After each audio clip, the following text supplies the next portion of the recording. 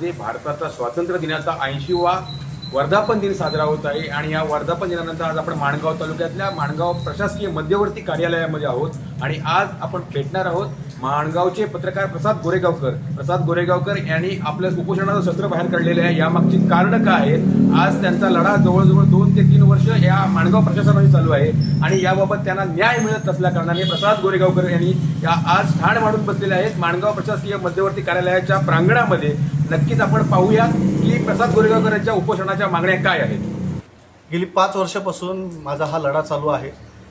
2024 साली 12 मार्च 2024 साली ज्यावेळेला उपोषण केलं होतं मी, त्यावेळेला मला त्यावेळेचे तत्कालीन जे तहसीलदार आहेत त्यांनी आश्वासित केलं होतं की आम्ही कारवाई करू म्हणून। परंतु त्याच्यानंतर अनेकदा पुढे माझे 5-6 उपोषणं झाली, त्यावेळेला सुद्धा मला आश्वासनच देण्यात आली।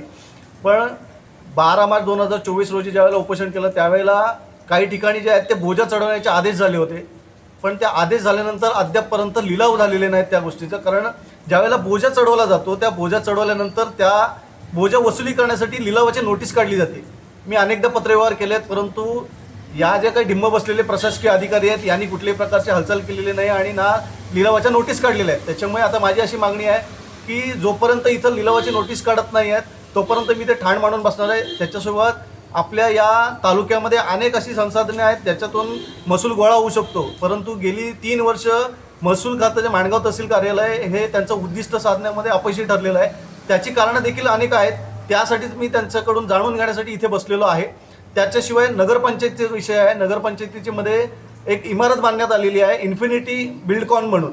या इमारतीला स्थगिती असताना देखील मुख्याधिकारी जे आहेत आत्ताचे संतोष माळी यांनी ओसी त्यांना दिलेली आहे। हे कोणत्या अधिकारात दिली, ह्या सगळ्या प्रश्नांची उत्तरं घेण्यासाठी आज मी इथे ठाण मांडून बसलेलो आहे। जोपर्यंत माझ्या ह्या मागण्या पूर्ण होत नाही तोपर्यंत मी असंच सनदशील मार्गाने इथे लढा देणार आहे।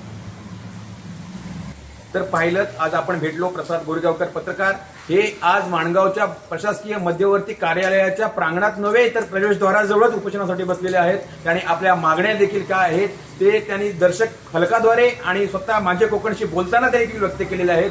आज लोकशाहीचा 4था स्तंभ समजल्या जाणाऱ्या पत्रकारावर उपोषण करण्याची जर वेळ येत असेल तर सर्वसामान्य नागरिकांचं देखील काय होऊ शकतं याचा अनुभव देखील माणगाव तालुक्यातील सर्व नागरिकांनी घ्यावा असं प्रसाद गोरेगावकर यांनी आवाहन माणगावतील जनतेला केलेलं आहे।